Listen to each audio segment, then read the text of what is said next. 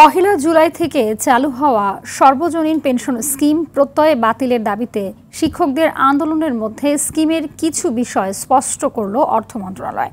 গণমাধ্যমে পাঠানো সংবাদ বিজ্ঞপ্তিতে জানানো হয়, চলতি বছরের ৩০ জুন পর্যন্ত যে সকল শিক্ষক কর্মকর্তা কর্মচারী চাকরিতে রয়েছেন তারা পূর্বের ন্যায় সকল পেনশন সুবিধা পাবেন। এর পরবর্তী সময়ে নতুন নিয়োগ প্রাপ্তরাই কেবল প্রত্যয় স্কিমে অন্তর্ভুক্ত হবেন।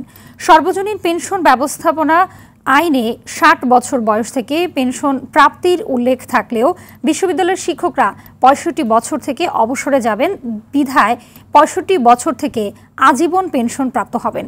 এক্ষেত্রে আইনের প্রয়োজনীয় সংশোধন করা হবে।